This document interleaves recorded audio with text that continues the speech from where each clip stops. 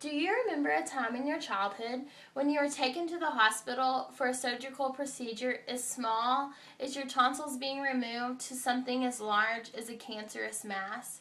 Immediately, you were filled with questions of the unknown. What's going to happen to me? What door might I be taken through? And what might I be poked with?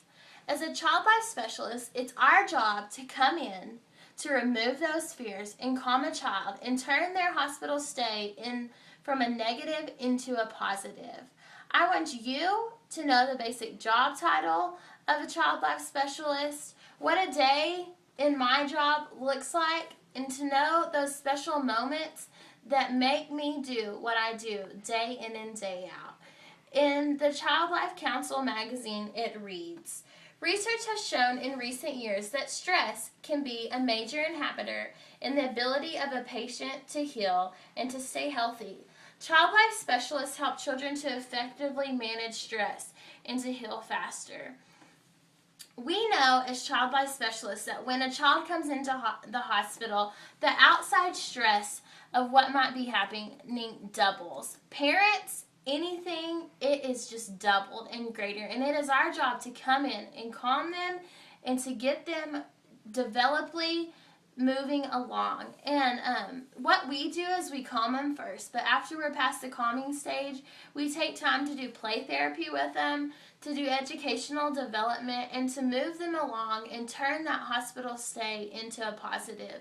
And sometimes even it's as simple as leaving a blanket or a stuffed animal with a child, but to know we've made some of impact or difference, that's what we want for a child. A basic day in my job, no 2 days are ever the same. And just a fact from the AAP November issue states that 95% of patients will open up to a child life specialist before they'll open up to parents while they're in their hospital stay, nurses, any family child psychologist who comes in.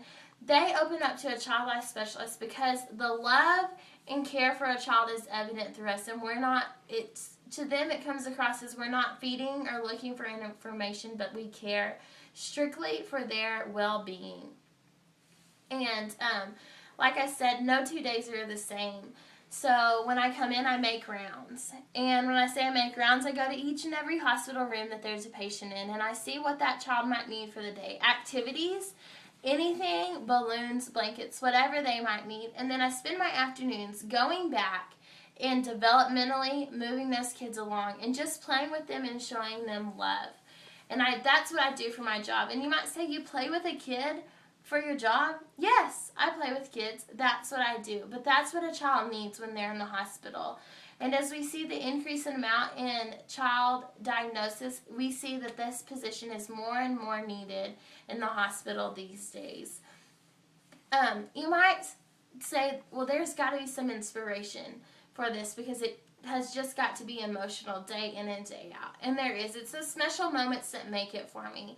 When you have a 6-year-old who is beautiful, used to have blonde hair and blue eyes, 6-year-old who can unplug her IV thing, plug it back in, set it.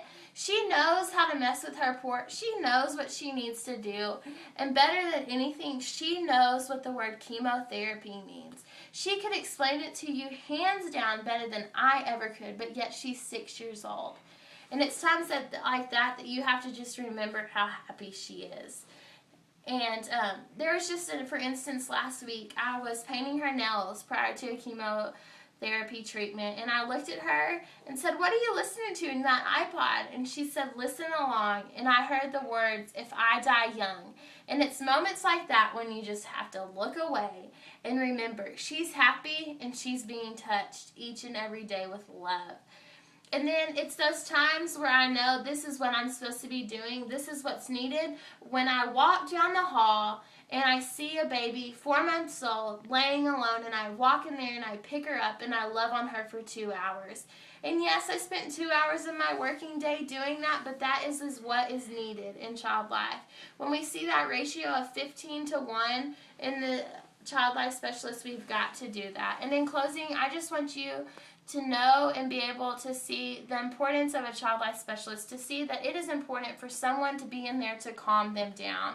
And for me to know I wasn't the one who put them under, I wasn't the one who poked them with the needle, but I was the one who painted their nails and got down on that dirty hospital floor and played race cars with them.